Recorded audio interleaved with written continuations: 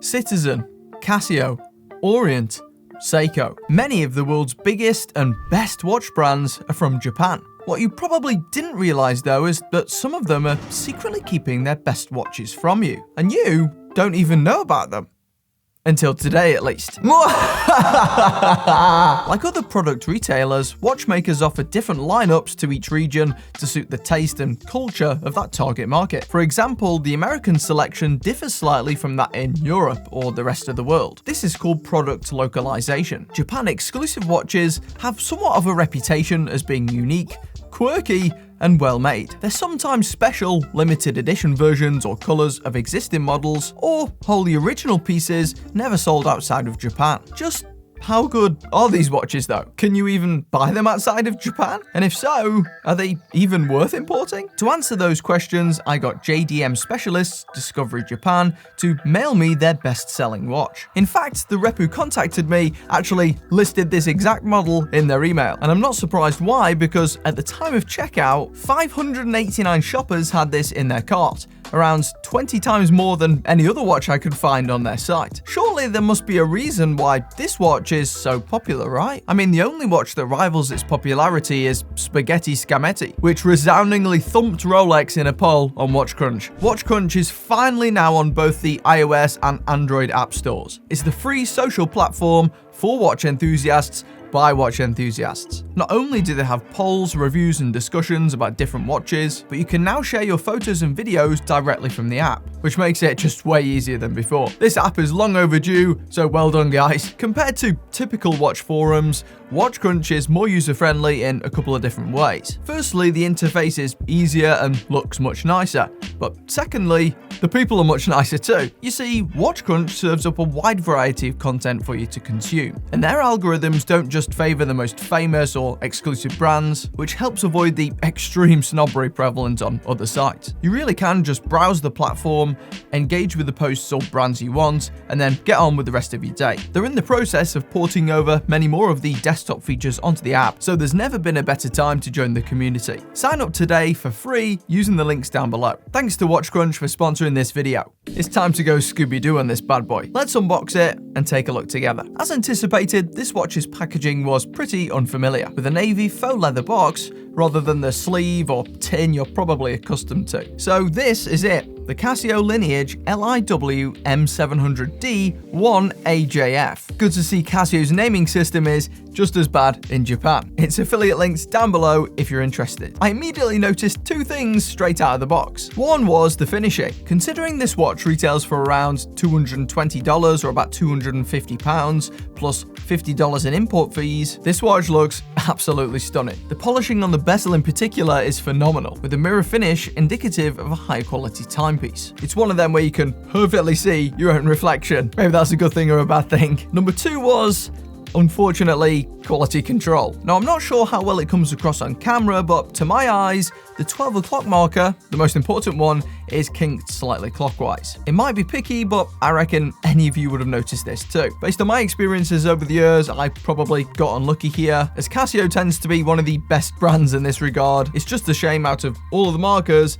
it had to be this one that was noticeably off slightly. You'll probably have better luck than me, but it's good to know that Discovery Japan aren't cherry-picking models to send to YouTubers. Despite this bugbear, this watch does seem to have some redeeming qualities that could still make it worth a punt. So stick with me. Let's delve into the case to start off with. Unlike the previous Lineage I reviewed, which was titanium, this piece uses the more conventional 316L stainless steel, which is basically the industry standard material. The whole rumor of titanium being harder to work with must have some merit, as the finishing of this steel piece is leagues better. It not only has that immaculate bezel, but the rest of the build is super sharp with precise edges and a neat vertically brushed finish, all combining to leave a higher end appearance than the price tag would suggest. On the surface, the finishing does look better than the titanium watch. Outside of supercharged Chinese copy brands like San Martin, you really won't see much else that competes with the feel of this thing at the $300 price point. Despite having a similar 4-screw arrangement, the case looks and feels more substantial than other Casios I've tried too. It maxes out at 10 bar, which should suffice all but the keenest coral chewers. As you can see, the Casio Casio design team also kindly vomited just about every word in their sales dictionary onto the rear. To save you time,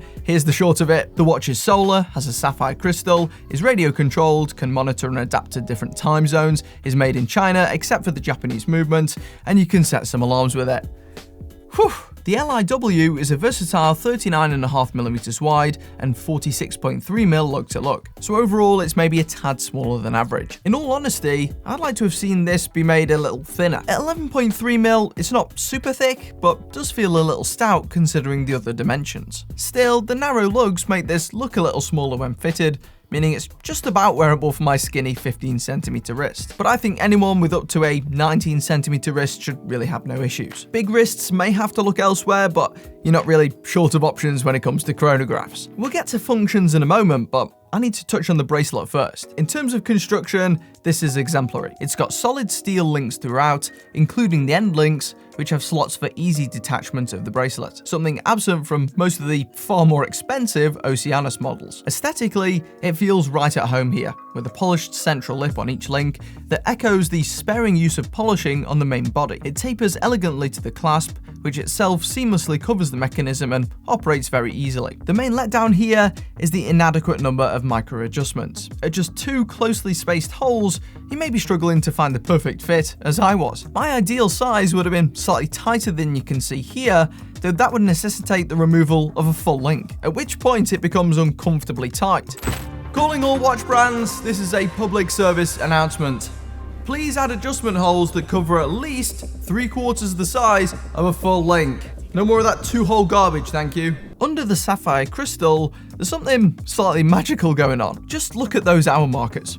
They're just out there, balancing like a trapeze artist or a diving board, daringly hanging over the pool of grey right beneath. Given the misalignment of the top index, I'm assuming these are indeed glued to the chapter ring individually, and miraculously, only around 40% of each appears to make contact with that flat surface. While they are certainly jarring at first, they undoubtedly make a unique impression. There's little risk of this watch coming across as generic, and to some extent that might be required as the rest of the design is very classic Casio, with a flat loomed handset and a grey sunburst dial. It's symmetrical, fairly attractive, and well detailed. While this dial does have the same solar capabilities as the titanium version, unfortunately, it lacks the expressive iridescent sheen that made the previous one so spectacular. This JDM chronograph hosts more of a standard grey sunburst, which lacks that X factor. Something that this dial does improve on is the whole vomiting of specification situation. Some of their Lineage watches have numerous lines of unnecessary text